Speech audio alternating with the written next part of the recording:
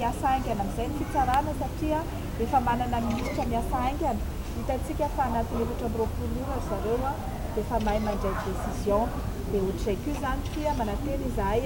fa efa afaka ane tolomaty ny olona eo ambany fifehezana izy hiasa aingana satria anisany ao anatin'ny asan'ny ministera kosany ny mampandeha ny raharaha ety amin'ny fampanoavana satria natao ny fampanoavana ny fitoriana ary maika dia maika io fitoriana io satria miaritra mamin'io ny fandehanany fifidianana io ary isika malagasy angambany dia na maika takinina raha ny ravitoto tsy mba fanasy ary rehefa fantatra fa misiosika ny zavatra anankiray dia ajanona salamina najanonana ny concours magistrat izay hitantsika maro hoe na atony ny concours na dia eo ara ireo izay afaka atao anatin'izany dia na atony na dia eo koa raha ny olona izay maika ilana amin'izao fifidianana izao rehefa hita fa misiosika dia tokony atony tokony atony izy satria zay malanja satria fa mandeha zany fa mitorana adila hoe reto zany diso ato reto zany vérifiena daholo zany rehetrarehetra dia tokony ato aloha fa rehefa mazava tsara ilay izy dia na mandeha fifidianana na tsy mandeha fifidianana fa ny décision tokony raisin'ny fitsarana zany dia ato aloha manaraka ahitana famahinana izy tsy zay ny lojika na ianareo tsy mahay lalàna dia zay ny lojika zay hoan'zareo mpahay lalàna fa sika mpanao politika zany dia mitohy ihany lazao daholo ana fokotany ny ana faritana agny andefa ny preuve zay mbola misy zay zao vonazy telefony tava manakara zay voeo dia andefa zany zareo fa be dia be zany ny carte d'électeur osika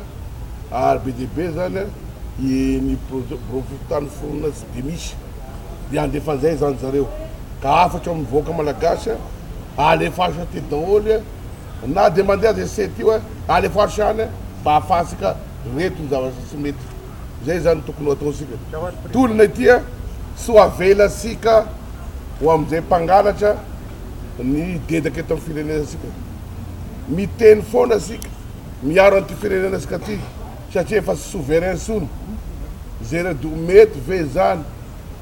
ny union européenne miteny hoe alefatry fividananareo ho mety ve zany ny sadeky miteny alefatry fividananareo na dia sy mety araky hitanareo amin'ny gazety androany union européenne alefasy any io ho mety ve zany ny tany mantazaka daholo manao alefasy asika malagasy asika itya aoka asika zany ho sarota amin'ny firenenasika zay ny mampitrangana asika io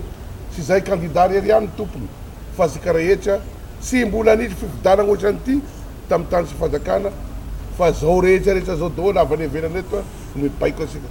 ka dia miangava ny vahoaka malagasy daholo andevan'izany président ary anoagna asika amin'ny tologna masina ataosika ty fanampina hely mahakasika an'izay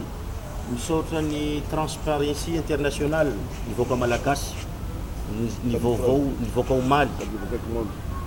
tao amin'ny TV5 monde takona tsy azo afenina tsony ny zava-misy eto Madagasikara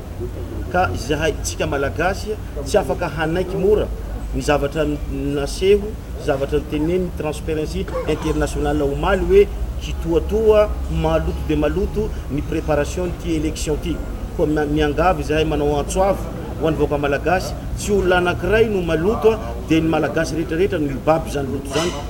misaotra antsika naheno an'izay message